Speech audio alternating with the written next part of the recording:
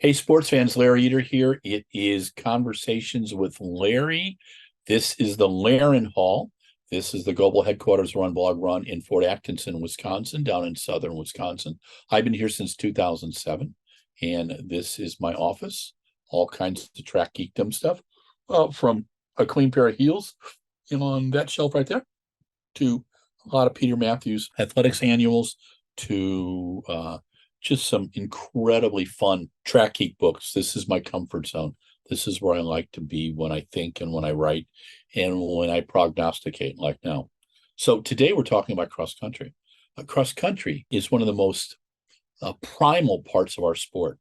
Running over hill and dale. The beginnings of cross country date to the tortoise and hare runs back in England in the 1820s and 1830s, and maybe even a little bit earlier. Organized cross country began near the end of the 19th century, and there was a cross country league in the beginnings of the 20th century.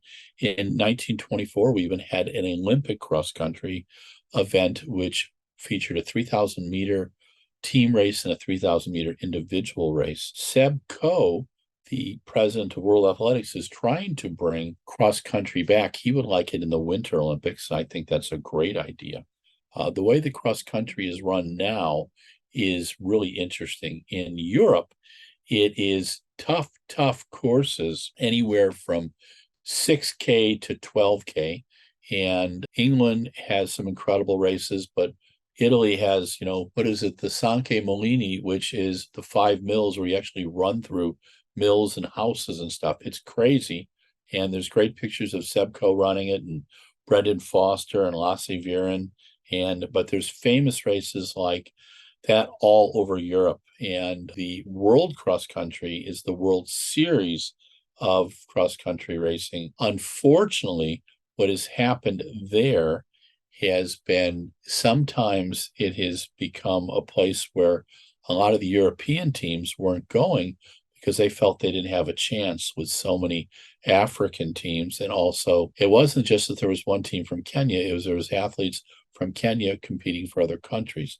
They've now kind of corrected that a bit. So that's a much better competition with the relays, with the 10K events, for men and for women, which they've now done. Australia's event that I watched last winter was glorious. Cross country in the US is a different story. A lot of times it's done on golf courses, so it's kind of like a modified road race.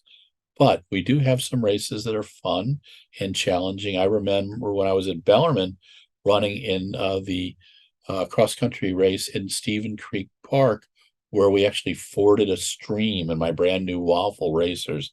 That went over really well with my mom, but it was a fun race. I also remember hay bales over a 12K course in college. And then I remember a race in Nicene Marks, which was supposed to be a road race, but which was a glorious cross-country race, up and down hills, across creeks, water up to your knees, and it was just a blast. And I really enjoyed that. It was about a 12K. I think I ran about 42 minutes on that one. That was one of the toughest races that I ever ran. Cross country is a sport with a great tradition, and it goes from September to December. You can watch the NXN, you can watch the Foot Locker, you can watch the AAU and USATF on streaming, and you can actually watch the NCAA cross country on our friends ESPN in November. And that is probably the biggest cult favorite of the year in terms of cross country races. So make sure you check it out. This is Conversations with Larry on the glories of cross country.